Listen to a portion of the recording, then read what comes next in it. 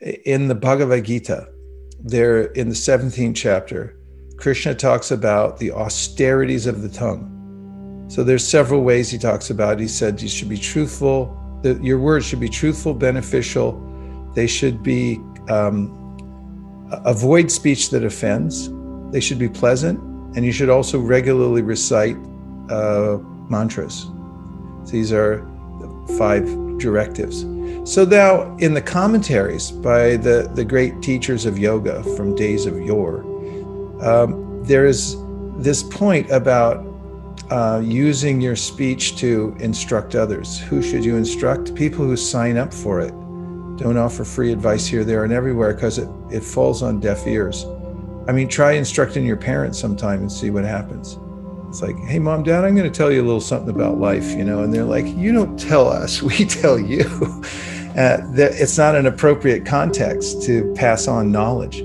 But if somebody comes to you and says, hey, I want to hear what you have to say, or even like, you're my teacher and you tell me something, and then even then you have to be a little careful because people are sensitive.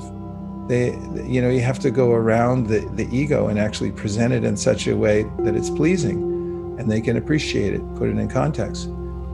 So there are different contexts for speaking according to your relationship, also the time and place. I have a friend who's really expert at organizing and managing, and he's just a leader, a great leader. So I've been in a lot of meetings with him because I'm on in like board of directors kind of things.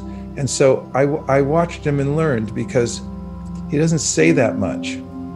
I'm like volunteering for everything, and how about this? And then then after watching how somebody who's seasoned at it would do after some years, I realized that, well, he doesn't say everything.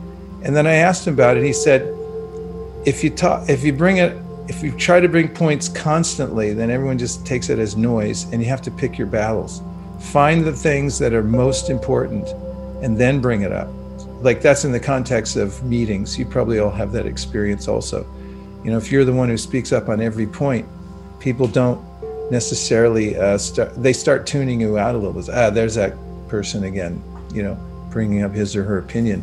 So come in on the parts that really matter, and you have to think about that. What's the most important topic that trumps all the other ones? Of course, if you have nothing to say, there's an old saying, he had nothing to say, and then he said it. So a lot of people have nothing to say, and they say it anyway. And then everyone's like, why did you bother?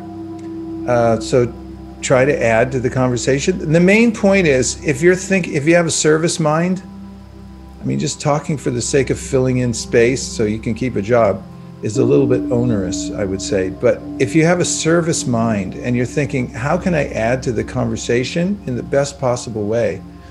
Then your speech comes out well aligned. Think, how do I serve here? What's the best way to serve? There are other ways to speak when you're in a circle of people in corporate or anywhere else, and that is like, I want to impose my will on everybody else by the way I speak, and I have to be heard over everybody else. There are different degrees of that, but it's not that helpful, that kind of speech. So yeah, according to what's needed of you in a particular context, do the needful, but keep a service mind. Try to speak in a way that actually is helpful. If you do that, then your speech will be nicely accepted. And if it's not, what can you do? You did your best, right?